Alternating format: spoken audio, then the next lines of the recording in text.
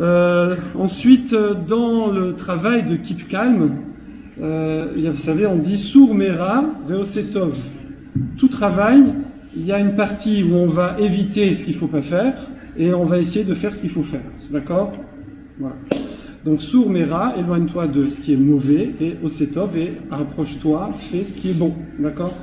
Je vais surtout parler de, à votre avis, Sour Mera, éloigne-toi du mauvais, ou fais ce qui est bien? Hein?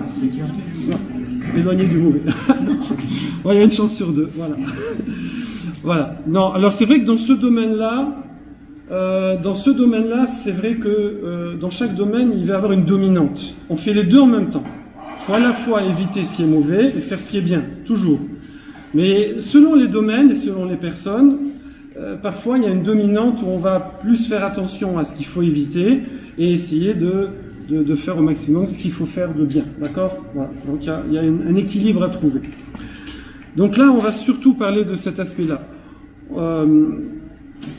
C'est quoi éviter? Évidemment, ça va être tout ce qu'on appelle la colère intérieure, la nervosité, oui, le casse. C'est intéressant parce que c'est un jeu de mots, hein, ça n'a rien à voir, mais casser, casse, casser, casse, casse, avec un aïn, c'est pour ça que je fais casse, d'accord? C'est pas casse. Kos, c'est le verbe. Casse, c'est la colère. Donc casse, c'est la colère, et on va commencer par une Gemara. Les filles, elles adorent la Gemara. Les garçons, je ne sais pas pourquoi. Bon, c'est une dame. Alors, c'est la Gemara Shabbat. La Gemara Shabbat nous dit comme ça. Amekaret begadav. Chazé Shalom, celui qui déchire ses habits. D'accord? Il se met en colère comme ça. Il arrache ses habits. Oui.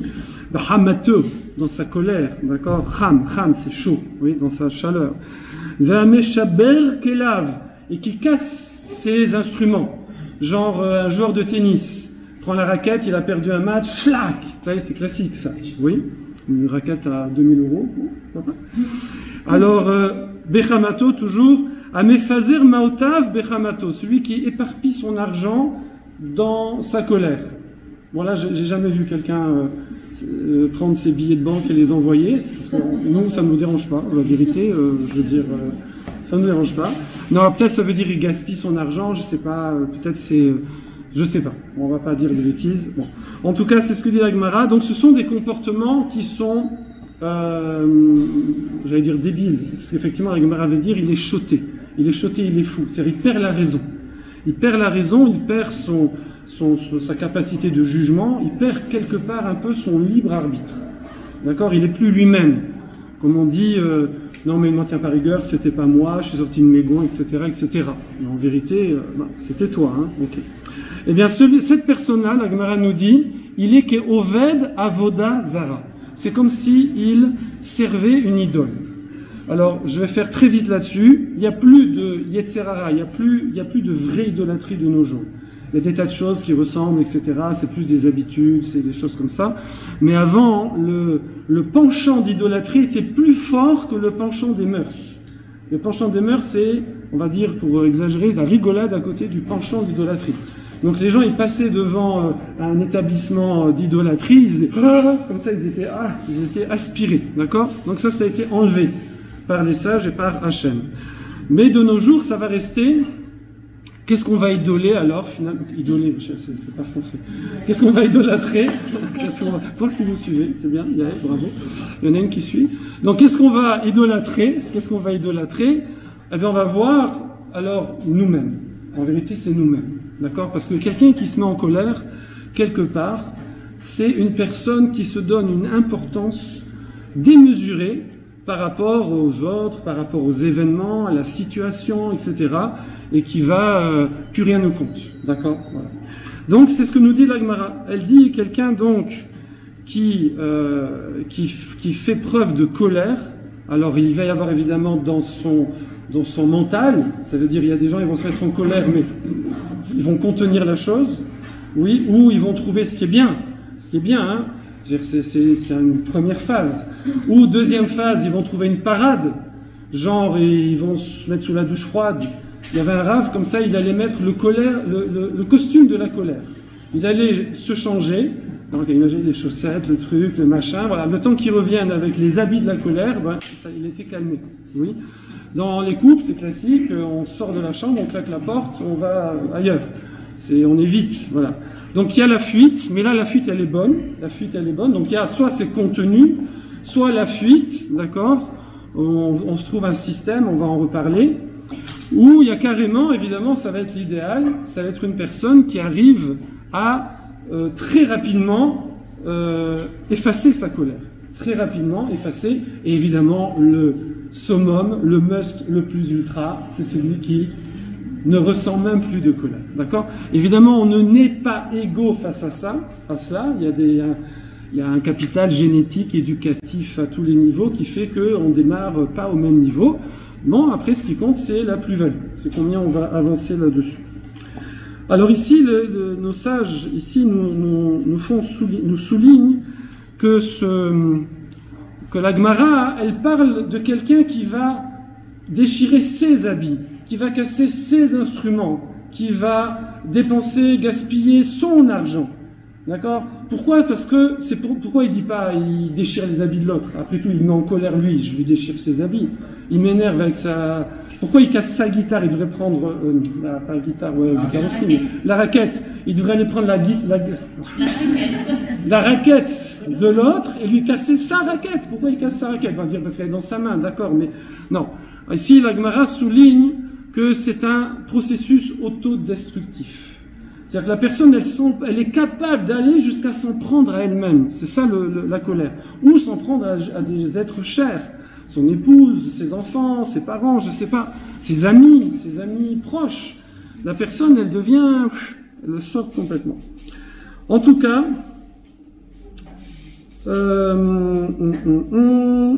ok, voilà. Et j'ai pas fini la Gemara. La Gemara nous dit que ce phénomène, ce processus de se mettre en colère avec différents niveaux, eh bien, c'est une clé, c'est vraiment le joker du Yetzer Hara, du mauvais penchant, avec comme but, pas que ça s'arrête à la colère, ce n'est qu'une porte d'entrée, ce n'est qu'une ouverture pour mener à d'autres avérotes.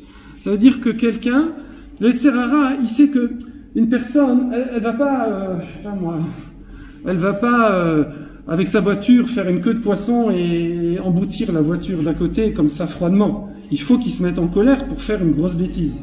Donc elle va, le mauvais penchant va mettre la personne dans un état de colère, mais le but c'est pas la colère en elle-même, c'est déjà une avéra, effectivement, c'est déjà quelque chose d'interdit si on peut dire, une transgression de la Torah, mais le but vraiment, c'est ce qu'il va y avoir après, d'accord? Donc, ici, la Gemara nous dit comme ça, elle dit, je vais le dire dans les mots, elle dit ça c'est Umanuto shel Yetzer Hara. C'est la Umanut, c'est pas Emuna, c'est dans le sens, c'est le professionnalisme. C'est le professionnalisme du Yetzer Hara, de nous mettre dans un état d'énervement, de colère, avec comme but, le Yetzer Hara dit fais comme ça, ose ken, ou les machar, omerlo, ose kar, et comme ça tu vas pouvoir faire un petit peu plus encore et un peu plus. C'est la porte d'entrée pour faire des grosses bêtises que jamais on ne ferait. On va voir des exemples après qui donnent extraordinaires. Enfin, et là, c'est des choses que tout le monde a vues autour de soi, en espérant qu'on les ait pas vécues, mais bon, c'est pas grave, faut corriger. Et là, il y a une question. Pourquoi la Gemara, elle souligne particulièrement cette avéra-là, cette transgression de la colère, en disant que c'est la porte ouverte à des interdits plus graves? Oui, que c'est le moyen pour le mauvais penchant de nous faire trébucher bien comme il faut, alors il commence par ça. Oui, mais ça c'est un principe qu'on voit dans toutes les avérotes. C'est marqué dans Pirkei Avot, on a fait entre Shavuot et Pessah et Shavuot, Avera, Goreret, Avera. C'est connu qu'il y a un principe que plus une personne, elle fait des bêtises, plus elle va être attirée, tentée, alors il y a beaucoup d'explications, d'en faire des plus grosses. En français, c'est devenu qui vole un œuf, vole un bœuf, d'accord? Ça veut dire, Yetzer Hara, il va pas attaquer direct. Il va pas dire, vas-y, vole une BM. D'abord, tu commences sur une petite Clio, tu vois, tu fais un petit truc, après tu prends une... Bon, je connais pas trop les marques de voitures. Voilà, mais on commence toujours comme ça, on commence petit à petit, l'oiseau fait son nid. Voilà. Donc c'est un principe dans toutes les transgressions. Alors pourquoi la Gemara, elle dit non, mais celle-là, c'est la porte vers toutes les autres transgressions. Qu'est-ce qu'elle a de spécial? Alors c'est ce qu'on va expliquer ce soir, et évidemment on va essayer de se motiver pour vraiment continuer, tout le monde se travaille là-dessus, hein, évidemment, mais continuer encore à se travailler, donner quelques astuces. Alors déjà, il y a le Zohar aussi. Donc pour se motiver, on fait un petit peu des textes de base chez nous. Le Zohar nous dit que c'est pas juste que quelqu'un qui se met en colère, c'est comme s'il servait des idoles, mais carrément que lui devient une idole. I'm a God, je suis un dieu, d'accord? Donc il se prend pour un dieu. C'est ça le principe. C'est comme ça dit le Zohar. Se mettre en colère, c'est se prendre pour Dieu, d'accord? Ok. Alors, je dis juste ça, il n'y a pas besoin de commentaires.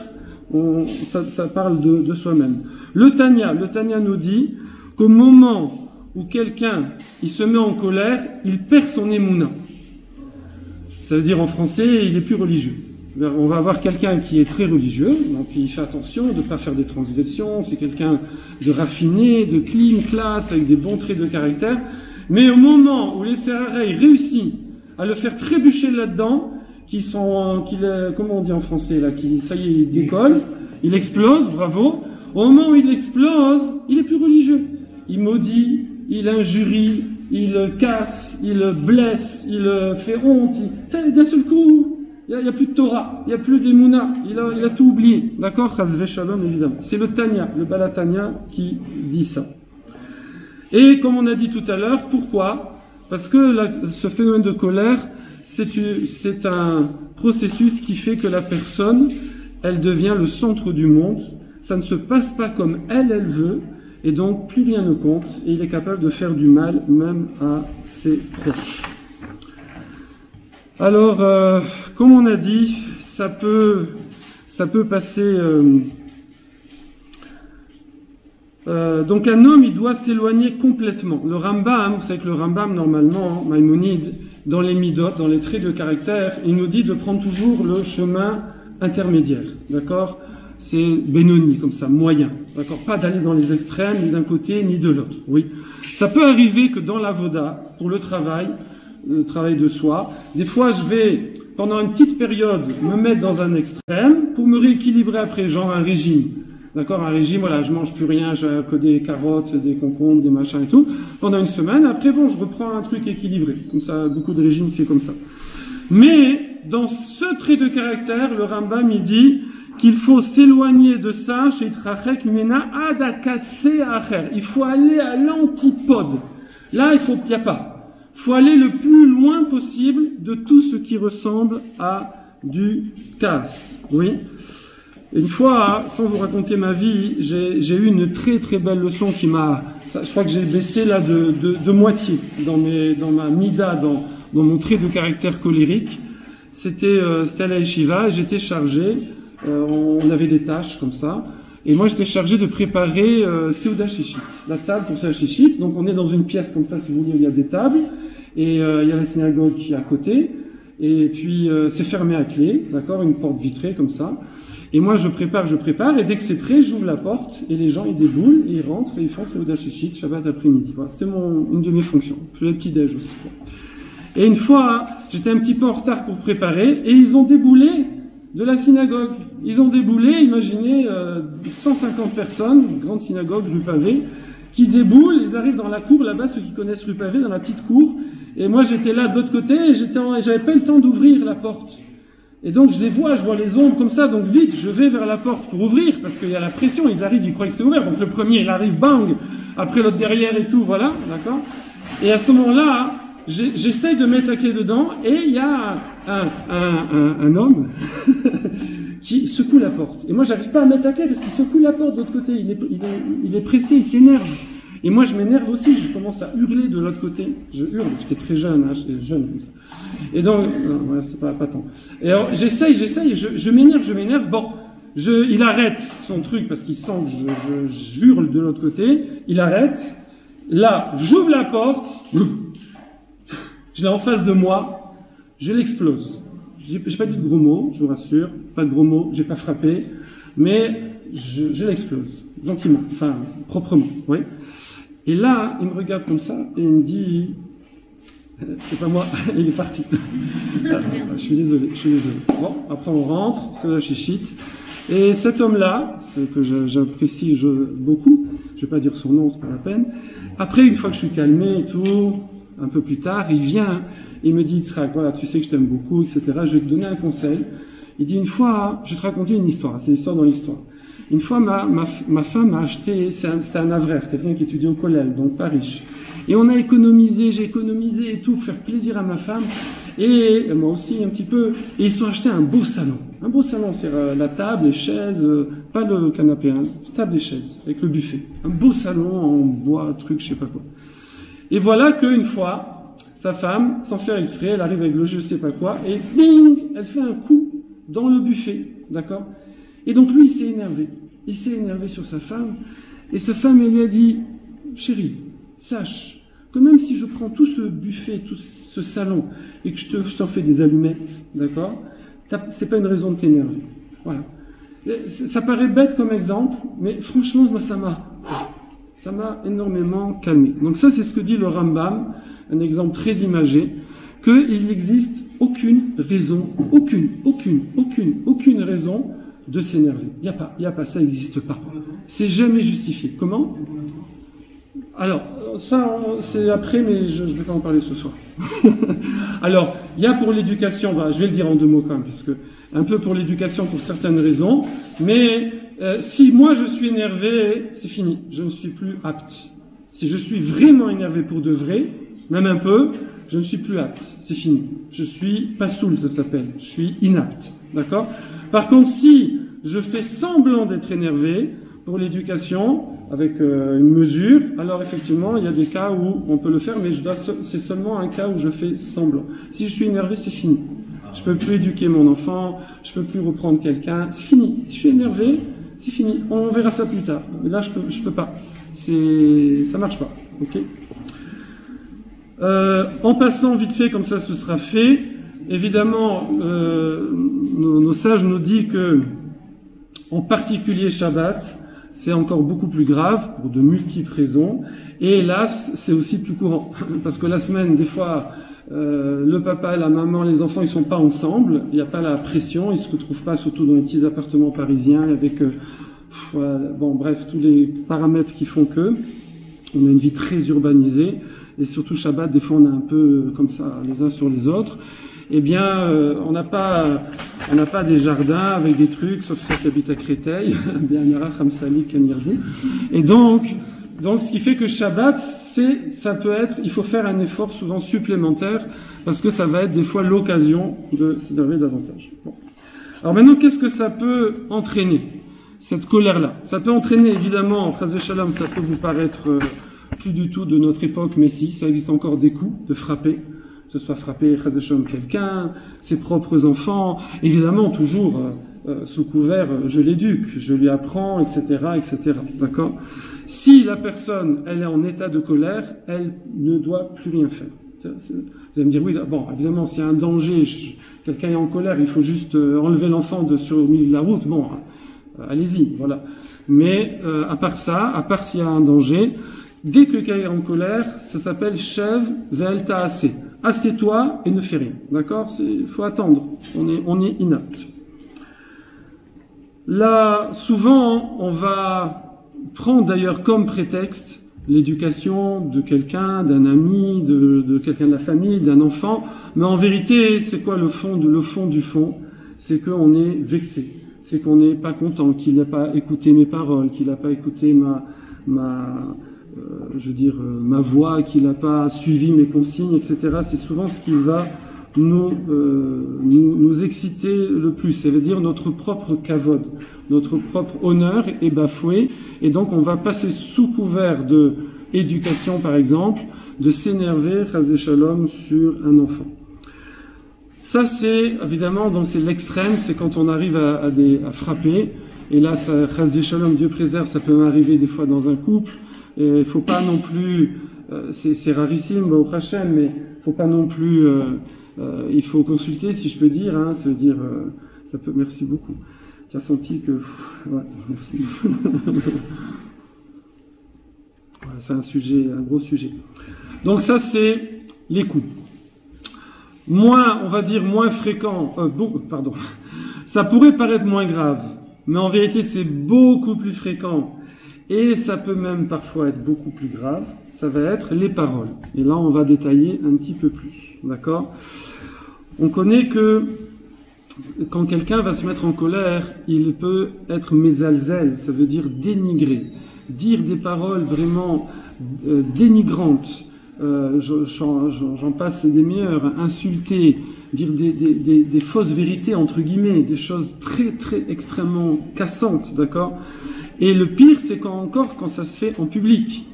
Et il faut pas croire que ça n'arrive qu'aux autres. J'ai déjà vu avec des gens très très bien dans les milieux très bien où je travaillais, des fois, genre un directeur d'école et un professeur d'école, des gens, des tzadikim vraiment, mais qui pour X raisons, eh ben, ont été attrapés, ont été happés par ce Yetzer Hara du Kaas, et devant les enfants, se prendre le chignon, mais grave, quoi, de façon, voilà. Donc, c'est connu que, surtout en public, Kol amalbin penechavero barabim, qui est louche chauffeur d'amim. Quand quelqu'un il fait honte, il fait blanchir une personne par la honte, parce que quand on a honte, des fois le sang, ça, il quitte le visage, on blanchit, on rougit ou on blanchit, c'est pire. Eh bien, c'est quelqu'un, cette personne-là, c'est comme si elle versait le sang, elle est en train de tuer cette personne en public, si on peut dire. Et on a déjà vu aussi ensemble une autre Gemara qui dit Noach lo le'adam she'yipol atzmo lekif shanaesh ve'al yalvin penechavero barabim. Il vaudrait mieux se jeter dans un four allumé, évidemment, plutôt que de faire honte à quelqu'un en public. Donc on voit ici dans la Gemara, dans deux extraits de la Gemara, la gravité, l'énorme gravité qu'on peut atteindre par les paroles dans un état de colère. Évidemment, ça va être souvent dans le couple, parce que c'est la situation la plus fréquente. Profitez, vous êtes encore en vacances. Hein. Non, mais Bezat Hashem, que vous mariez tous le plus vite possible. Béchato va au Moutséchet, au bon moment. Et ici, il raconte, dans ce Sefer, il raconte ici une petite... c'est une histoire, on pourrait faire un sketch là-dessus, ce serait rigolo. Mais dans la réalité, là, ça arrive. Et c'est dramatique, oui. Imaginez une femme qui dit à son mari, tu peux me faire les courses? Oui, bien sûr, ma chérie, etc. Tout ça, voilà. Elle lui fait une petite liste, et dedans il y a du gruyère râpé. D'accord? Pour pimenter un peu l'histoire, on va dire qu'elle a du gruyère dans le frigo, mais elle veut du gruyère râpé. D'accord? Elle a une râpe aussi, mais elle veut du gruyère râpé. Elle a du gruyère, elle a une râpe, elle veut du gruyère râpé. Et donc lui, il va faire les courses, et évidemment, il ramène, il a des sacs partout et tout, là, 10 kilos de chaque bras. Il revient, c'est en Israël en plus, donc il est chaud, 40 degrés, il revient dégoulinant, épuisé comme ça. Et évidemment, il a oublié le gruyère râpé, d'accord? Voilà, et elle voulait faire des fromages au gruyère le soir. Et là, à ce moment-là, ça commence gentiment, ça commence yadati, ouais, en hébreu. Welcome. Yadati, je savais qu'il fallait pas que je t'envoie. Je savais. Ça c'est le mot qui tue. Je savais, genre aucun espoir, d'accord? Deuxième mot qui tue, tamid. Toujours tu oublies quelque chose. Chaque fois que je t'envoie, toujours, d'accord? Troisième phrase. De toute façon, je ne peux pas compter sur toi, d'accord? Tiens, on y va. Oh, pas. Mais c'est gentil, je veux dire, c'est comme ça, hein, tchic-tchac, comme ça. Lui, il va rentrer, alors il va répondre, évidemment. Alors évidemment, normalement, il ne faut pas répondre, d'accord? Bon, maintenant, il répond, parce que sinon, c'est pas rigolo, ça s'arrête. Donc lui, il répond. Qu'est-ce qu'il va lui répondre? Il dit, ben c'est comme ça que tu me remercies, j'ai fait les courses, 40 degrés et tout, j'ai pris ça, tu regardes pas tout ce que j'ai acheté, tu regardes le petit truc à 4 shkalim que j'ai pas acheté. C'est ça que tu vois. Le reste, walou. De toute façon, ça m'étonne pas. Toi, la reconnaissance et toi, ça fait 2, 3, hop, on rentre dans le truc. Et alors, si on veut, alors là, lui, il s'arrête là. Bon, on va rajouter un peu, nous, c'est plus sympa. Après, on va rentrer dans, de toute façon, ma mère me l'avait dit. On va commencer avec les parents, d'accord? Elle répond, de toute façon, ta mère, tu sais ce que je lui dis, ta mère, tu sais que ta mère, de toute façon, elle est comme toi, et c'est parti, la grosse dispute. Hachem Ishmor, pourquoi un paquet de gruyère, alors qu'il y a du gruyère dans le frigo? Tu fais comme ça, voilà. Et après, il dit, et ça, Et ça, combien de temps, des fois, ça va durer? Ça va durer combien de temps? Des fois des semaines de disputes. Ils vont plus se parler et tout. Le soir, les pauvres, les enfants, ils arrivent le soir, il n'y a ni pâte ni grille, il n'y a rien. Parce que la mère est partie là, le père est là. Walou, vas-y, on ouvre des boîtes, d'accord? Combien de temps ça va durer? Et le pire de ça, c'est que des fois, c'est irréparable. Des fois, évidemment, après, je sais pas combien de temps, excuse-moi, je suis énervé, excuse-moi, tu sais bien que je vais pas foncer, pati pata. Bon, on peut un peu recolmater les brèches, mais c'est plus que c'était, surtout que vous imaginez bien que si c'est arrivé une fois, ça arrivé d'autres fois, et puis à un moment, ben voilà. En plus, nous ressemblons, les hommes et les femmes, mais c'est bien connu, c'est pas une critique, hein, que, je veux dire, les femmes ont une bonne mémoire, voilà. Vous verrez. Je vous laisse la surprise, voilà, je laisse la surprise. C'est eux qui ont raconté le Macintosh. Oh. Ah, elles n'ont pas besoin de Macintosh, ces femmes. C'est eux qui l'ont inventé. Ouais, c'est les hommes qui l'ont inventé. Oui, de toute façon, il y a 14 ans, je me souviens. Ensuite, autre écueil, évidemment, on ne va pas tout citer. Hein. Ici, je suis ce Sefer que j'ai ramené de New York, que j'adore. Il ramène une autre conséquence terrible, c'est Chazé Shalom, les malédictions. D'accord? Les gens viennent des fois à maudire, à souhaiter du mal à la personne. Et ça, vous allez me dire, bon, c'est que des paroles. Non, il faut savoir, les Chazal nous disent toujours dans la Gemara, ici, elle dit, Leolam alti klala idiot kala beinecha. Que la klala, malédiction de quelqu'un même de simple, genre, c'est pas, je sais pas qui, vous voyez, qui fait une malédiction, c'est comme là, et puis c'est comme ça dans l'énervement. Non, parce que c'est comme ça, la parole est créatrice. Hachem nous a donné à tout créer par la parole, il nous a donné une partie, heureusement pas tout, hein, mais une partie de cette prérogative, de cette force, de ce pouvoir-là, et la parole est créatrice. Pour ça, on dit « Altif tarpe la Satan », n'ouvre pas la bouche Satan. Vous connaissez tous sans les citer, les mamies qui disent « Tu vas tomber de toboggan, tu vas te casser un bras, arrête !» Voilà. Donc il faut pas, voilà, on apprend à ne pas dire... il y a, vous savez, dans la Gemara Baba Kama, je cite souvent cet exemple, la Gemara Baba Kama, c'est tous les nézikim, c'est tous les dommages. Et quand les gens étudient ça, en Europe de l'Est, j'ai entendu un shiur de Rav Rosenberg à Lava Shalom, qui disait que ils avaient remarqué qu'il se passait beaucoup de catastrophes, parce que c'est des Gemarot où on parle de l'incendie, du feu, de tomber dans un trou, de se cogner, de trucs. Et quand les gens ils étudiaient, ils disaient alors tu tombes dans un trou, si tu fais... Et du coup, le problème, c'est que ces paroles-là qui étaient faites, c'était pas des malédictions, c'est juste pour étudier, c'est des cas.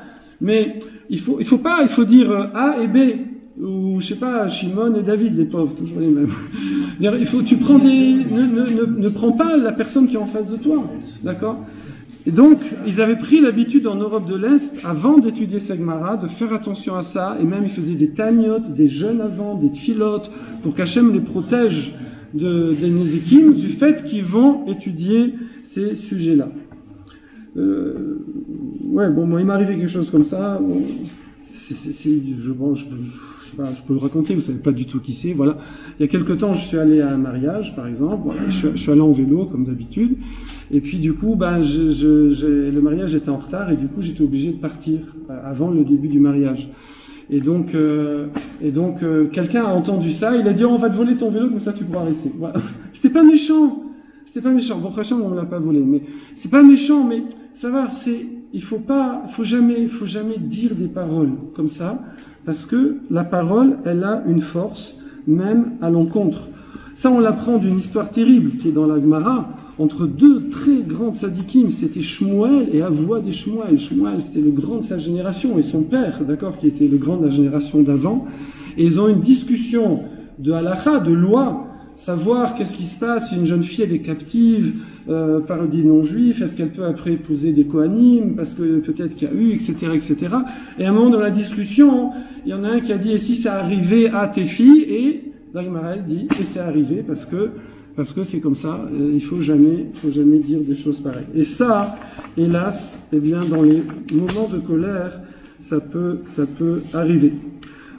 Encore une fois, la Gemara, elle compare quelqu'un qui se met en colère à un choté, donc c'est avec un tête, kourdulpan, mais pas avec un tav, Choter avec un tav, c'est boire, et choter avec un tête, c'est être fou, d'accord? Mais elle compare aussi à un shikor, c'est pas la chicorée. Shikor, c'est quelqu'un qui boit, mais pas de l'eau, d'accord? C'est quelqu'un qui est sous. Et tout le monde connaît, excusez-moi, il faut que je fasse un alt. Et tout le monde connaît le test, si vous ne connaissez pas, on le fait vite fait. Kiso, koso, kaaso. Voilà, vous connaissez ça. Qui ne connaît pas? Alors j'explique. Kiso, c'est sa poche. La poche, kiso, sa poche. Koso, kos, c'est le verre, c'est quand il a bu son verre. Pas de l'eau, de la vodka, de la boucha, tout ça. Et kaaso, c'est sa colère. Ça veut dire que une personne, elle a, Baruch Hashem, elle a ses filtres socio-culturels, d'accord, qui cachent parfois sa vraie nature, d'accord. Et c'est comme ça on dit c'était pas moi. Non, au contraire, profite de cette occasion, si tu t'es mis en colère, hélas, pour voir quelle est ta nature à travailler. Et donc, quand est-ce qu'on va voir vraiment quelqu'un? Eh bien, c'est quand il a bu, par exemple, qu'il est sous, on voit. Est-ce qu'il fait des brachot aux gens? Est-ce qu'il devient généreux? Est-ce qu'il, voyez? Ou est-ce qu'au contraire, il devient agressif, méchant et tout? Alors, ça veut dire que c'est sa nature profonde, donc il doit travailler. Ça, c'est koso, son verre, quand il a bu. Kiso, c'est quand il faut passer à la caisse. Il y a des gens, ils sont très généreux tant qu'il ne faut pas payer. Dès qu'il faut payer, c'est... Voilà, on va prendre un café, chacun se paye sa facture. Voilà. Donc ça, dans les shidduchim, c'est garçon, laissez tomber. Hein, ou vous payez, ou c'est pas la peine d'y aller. Voilà. Voilà. Bon, c'est un autre sujet. Et donc ça, c'est kiso. Et ensuite, il y a kaaso. C'est quand quelqu'un, effectivement, même s'il ne faut pas, mais il s'est mis en colère. Je ne vais pas raconter l'histoire du taxi à New York. Enfin, pas du taxi, de la voiture. Donc, en tout cas, on compare le kaas à ces situations où, encore une fois, c'est pas le point commun, c'est que la personne, elle perd le contrôle, et donc elle peut faire des bêtises qu'elle ne ferait jamais en temps normal. Alors, mais, faut pas dire, c'est pas moi, d'accord, c'est toi, profite pour faire un état des lieux, si on peut dire, et te travailler. Exactement, ça donne du recul. Alors maintenant, comme on a dit, déjà, rien que le fait de se répéter ça, de revoir, ça c'est des sujets qui reviennent très souvent, travailler la colère, j'ai vu, c'est passé il n'y a pas longtemps dans plusieurs cours qui ont eu lieu à Paris. Il y a plein de cours là-dessus sur YouTube, partout. Il faut régulièrement. Il y a évidemment toutes les méthodes, on va dire, techniques, parce qu'il y a travailler une mida, ça veut dire travailler en profondeur, ce qu'on est en train de faire, un petit peu comme ça. Évidemment, il faut le faire, mais il y a aussi des fois simplement technique, comme on a dit, le coup du costume, le coup d'aller prendre une douche froide, le coup d'aller, vous habitez au 8e étage, quelqu'un il sent qu'il va s'énerver sur son enfant, il fait 3 fois l'aller-retour, d'accord, il descend sans l'ascenseur, hein, à pied. Il remonte, il est calme, c'est bizarre, d'accord. Donc il y a des techniques comme ça. De façon générale, il faut s'imaginer. Imaginez que vous débranchez. Vous voyez je sais pas quoi là, n'importe quel, le ventilateur, choum, vous débranchez. Dès que je sens une colère intérieure, je parle plus, je fais rien. C'est fini, je suis inapte. C'est plus le moment.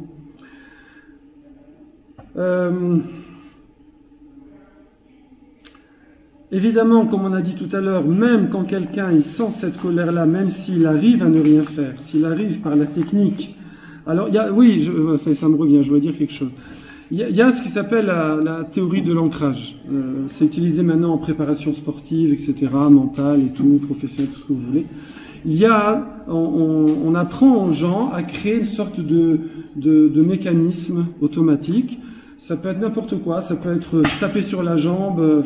Donc on va préparer un processus de réponse, genre effectivement je descends les escaliers, je me tais, je prends ma tête comme ça, et on va lier un acte à ça. Bon, je pense que Kelly vous expliquera ça beaucoup mieux. Et donc on lie un acte à ça, et lorsque la personne elle sent que l'humeur répréhensible arrive, alors elle fait cet acte mémoire, d'accord, il se pince, il se truc, je sais pas, il se tire les oreilles, je sais pas, il fait un truc, et comme s'il se remettait dans cette...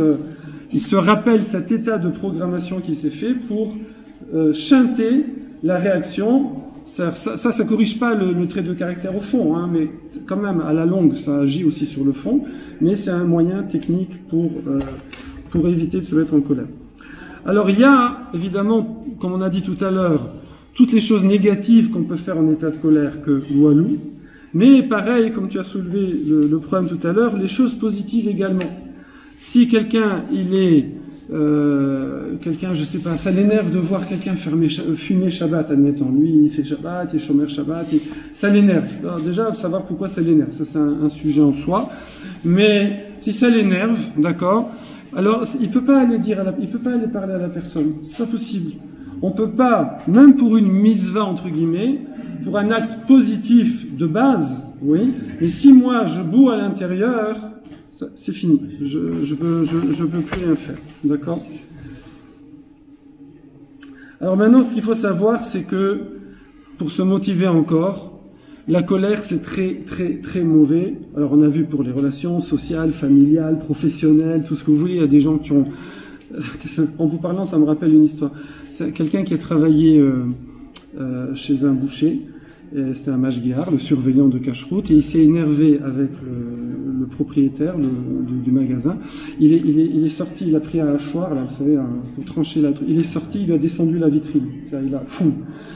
Les gens, ils peuvent comme ça faire des actes fous, oui.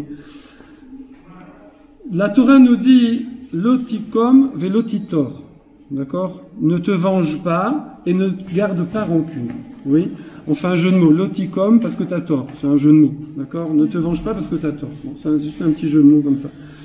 C'est même ici, dans le processus de Nekama, de vengeance, c'est également un processus de colère, d'orgueil personnel, qui fait que la personne, elle va pas être consciente que, évidemment, on a notre libre arbitre. Et c'est pas Kadosh Baruch Hu, si on peut dire, qui fait que tous les éléments qui arrivent dans ma vie, c'est lui qui les dicte. Il va les driver, il va les gérer, mais en fonction de moi, d'accord, en fonction de ce que je fais, de mes choix, oui. Et donc, une personne, à partir du moment où elle a peut-être fait des mauvais choix, alors elle va se retrouver dans des situations désagréables, elle va recevoir peut-être des dommages d'autres personnes ou d'un moustique ou de je ne sais quoi. Et donc, le fait de se mettre en colère contre cette personne ou ce moustique, c'est un petit peu comme l'image qu'on donne de quelqu'un qui est comme ça avec un bâton et qui frappe un chien. Donc le chien, il mord qui? Ben, il mord le bâton.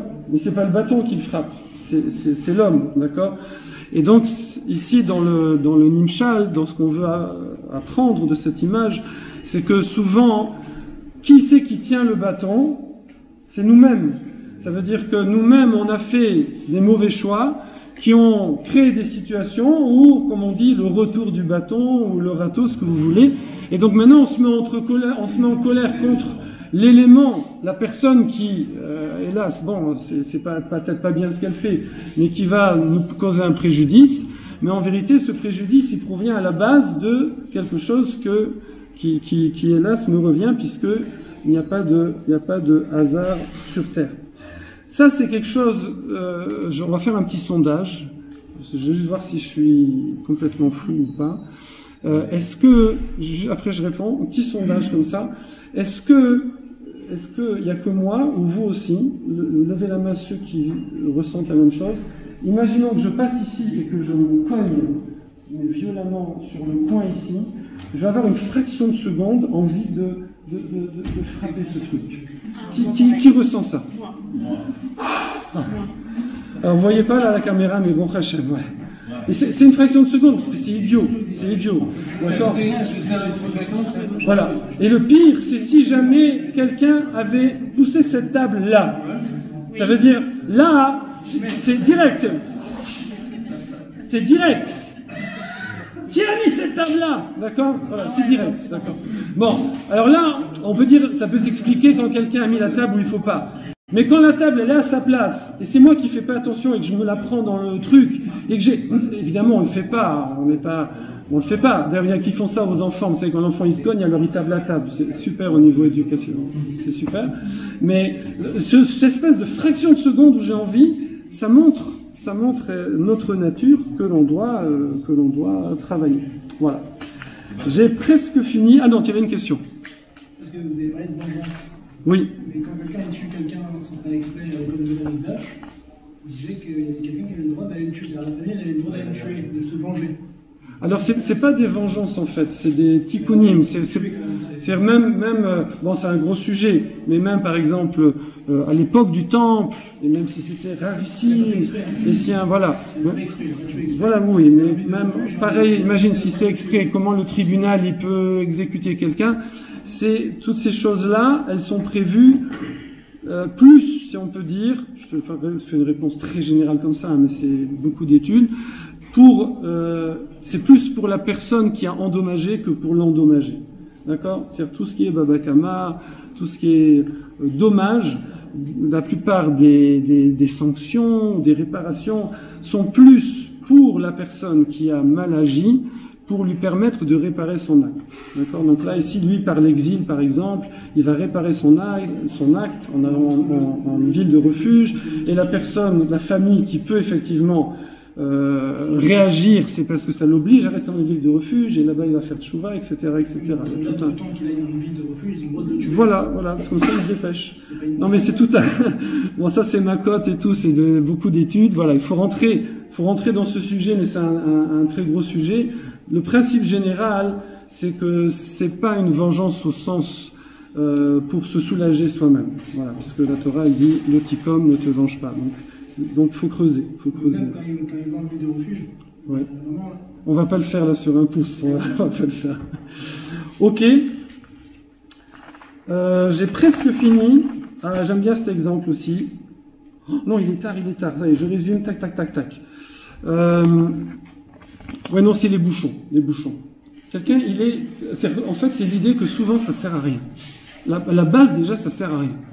D'accord? C'est au moins quand on crie sur quelqu'un, peut-être on se dit ça sert parce qu'il recommencera pas, etc. Vous voyez. Mais quelqu'un, il est dans un bouchon. Il peut hurler, il peut frapper sur la porte, il peut faire ce qu'il veut, s'énerver sur son enfant qui a rien à voir avec le bouchon, le pauvre. Mais est-ce que ça va faire avancer les voitures? Quand quelqu'un il s'énerve, vous savez, qu'il commence à klaxonner et tout, alors qu'il vous klaxonne derrière, qu'il met les appels de phare et tout, qu'est-ce que vous lui dites? Tu veux que je fasse quoi? Je passe au-dessus? C'est le truc. Tu veux que ça fait rien. Et ça, cet exemple, c'est pour nous permettre de réaliser qu'en vérité, souvent, c'est pas la situation qui nous fait du mal. C'est le fait qu'on s'énerve, en fait. C'est pas le bouchon qui me fait du mal, finalement. C'est le fait que je m'énerve sur le bouchon. C'est pas le truc qui était mal rangé et je me cogne dessus qui me fait du mal. C'est le fait que je m'énerve. C'est pas la désobéissance d'un enfant qui me fait du mal. C'est le fait que je m'énerve dessus. En fait, c'est moi. Je suis en train de me faire du mal en m'énervant. Et on sait combien c'est mauvais pour l'instant. Il y a des gens, Dieu préserve, le cœur s'est arrêté tellement ils se sont énervés, d'accord? Et ça provient de ce qu'on appelle en hébreu une taout, une erreur. C'est qu'une personne, et c'est une erreur liée à une sorte d'idolâtrie personnelle, que tout doit aller comme moi j'ai prévu. Tout doit aller comme le scénario que moi j'ai prévu. Et quand ça se passe pas comme j'ai envie que ça se passe, alors je saigne, je frappe, je hurle, je maudis, je truc très échelon. Voilà. Alors il y a des petits trucs, on a donné des astuces, je finis avec ces dernières astuces ici. C'est que on peut se dire, comme on a dit, attends, bon, voilà, il y a une situation qui est désagréable, il y a pire, d'accord? Il y a pire, il y a ceci, il y a cela, il y a pire. Pensez à ça. Deuxièmement, savoir que demain je vais oublier ce truc-là. Là, j'en fais tout un plat, mais demain j'ai oublié, demain je ferai passer autre chose. Donc passe direct à demain aujourd'hui, d'accord? Voilà, ça va passer. Troisième chose, quand tu as une situation comme ça où tu t'énerves, ben c'est une occasion de travailler. Dis-toi, super, j'ai une belle occasion de travailler. Voilà, essaye de trouver des leçons intéressantes à ça. Et quatrième petit conseil comme ça pour terminer, c'est souvent on se met nous-mêmes des sortes de pression. Par exemple, quelqu'un, il sait qu'il a décidé qu'il va arriver à 20h30 au cours, par exemple, oui. Et puis il voit qu'il y a des bouchons, il voit que ça bloque, il voit qu'il est passé prendre quelqu'un qui est en retard. Et du coup, maintenant, d'un seul coup, il va s'énerver, ce qui ne changera strictement rien, comme on a dit. Mais c'est parce qu'il s'est mis trop de pression à la base. Oui, alors ça, c'est pas pour les Tunisiens, hein, je veux dire. Non, j'ai des amis, non, pas tous les Tunisiens, mais j'ai des amis, quand ils me disent j'arrive, c'est qu'ils vont bientôt partir de chez eux. Mais c'est pas tous, hein, je ne veux pas généraliser, mais parce qu'après, il y a les Yékeux, vous savez, les juifs alsaciens et tout. Il dit, c'est vrai qu'il faut prévoir dans la vie, il faut se mettre des timings, c'est vrai qu'il y a le seder, il y a un ordre dans la vie, mais en même temps, il faut trouver l'équilibre par rapport au bonheur de vivre, d'accord? C'est bon, ouais, c'est vrai, même moi aussi, des fois, je me mets la pression et je pédale comme un fou et j'arrive en nage et tout parce que je sais que je vais être en retard au cours. Mais après, dire, bon, allez, bon, c'est pas grave, je vais attendre, si je vais avoir 10 minutes de retard, ça y est, je veux dire, ça ne changera rien. Donc, se donner des marges, oui. Pour les maris, alors, je ne veux pas généraliser, hein, non plus, hein, je vais dire celui-là, il généralise les Tunisiens, maintenant il va généraliser sur les femmes. Non, mais disons que ça peut arriver. Les maris, classiques. Si vous décidez de partir, par exemple, à 20h de la maison pour aller à un mariage à Sarcelles, ok? Alors, et qu'à 20h, vous êtes prêts, admettons, hein, parce que maintenant, c'est un peu, ça s'inverse des fois. Mais vous êtes prêts, et votre épouse n'est pas prête, oui? Alors, surtout, occupez-vous.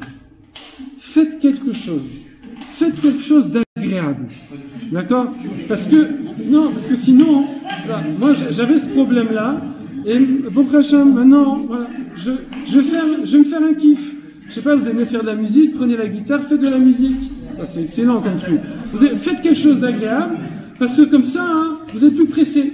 C'est bête. C'est une astuce. Mais surtout pas rester à trépigner et à rien faire.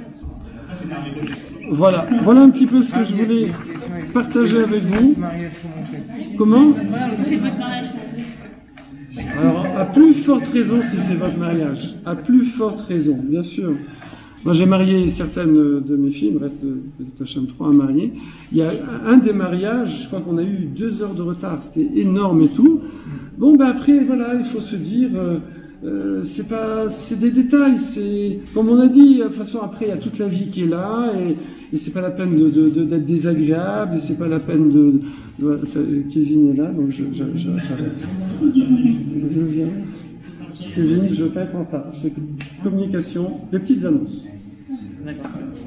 Non, en fait, je voulais juste voir si vous voulez continuer encore 2-3 minutes, on finit un petit peu les préparatifs. Donc du coup, les annonces, c'est les mêmes qu'hier, pour ceux qui étaient déjà hier. Donc du coup, tous les jeudis soirs, le cours, comme d'habitude. Dimanche, on va aller au bois d'Anseine, petite après-midi sympathique. Donc c'est Allée Royale. Ensuite, il y a le Shabbat plein, Shabbat et nous, 17 au 19 juin. Le code promo pour ceux qui viennent au cours. Code promo, voilà, pour ceux qui viennent au cours de 30 euros. En un mot, sans accent. Donc voilà, pour le code promo. Après, donc il y a un autre Shabbat plein du 1er au 3 juillet à Montpellier. Donc avec Olani. Et il y a le voyage à Troyes, pèlerinage des Tzadikim en France, donc dimanche 3 juillet également, du matin au soir. Comme je l'ai dit hier, les préinscriptions étaient déjà ouvertes déjà depuis une semaine, et la moitié des places qui ont été déjà prises. Et demain, normalement, ou peut-être dans la soirée, je vais voir plutôt demain, je vais lancer du coup le lien d'inscription finale, c'est-à-dire vraiment de paiement, etc. pour vraiment valider les inscriptions. Le car, je l'ai réservé hier. Là, je viens d'avoir une bonne nouvelle. Il y a à peine 1 heure, j'ai fait un partenariat avec la synagogue de Troyes. Donc, on pourra s'installer dans la synagogue de Troyes. Il y aura le rabbin de Troyes également qui sera présent directement sur place pour nous accueillir. Donc, il y a pas mal de choses qui sont en train de s'organiser dans notre chaîne avec ce voyage très sympa. Après, il y a les Alpes aussi, donc du 8 au 15. Voilà, c'est ça. 155 €. 8 filles, 8 garçons. La moitié des places sont déjà prises. Dans des appartements de luxe vraiment incroyables. Dépêchez de vous inscrire auprès du Raffarsi. Pour le voyage à Troyes, c'est auprès de moi. Et pour les Shabbat plein, c'est. Je sais pas, c'est auprès du Raffarsi aussi. Shabbat-nous, tout ça. Vous avez vu, il y a le lien et puis voilà, donc on va mettre toutes les informations donc, sur le groupe WhatsApp. Si y en a qui ne sont pas encore sur le groupe WhatsApp, venez me voir pour que je vous rajoute sur le groupe WhatsApp. Et puis voilà. Est-ce que, Laura, C'est bon.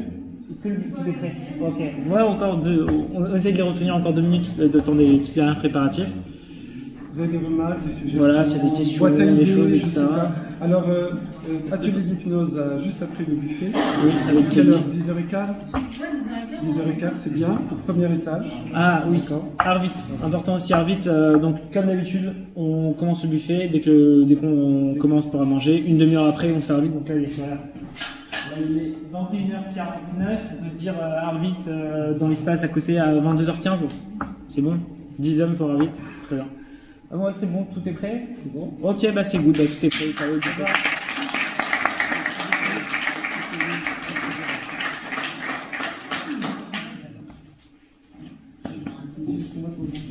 Bon appétit.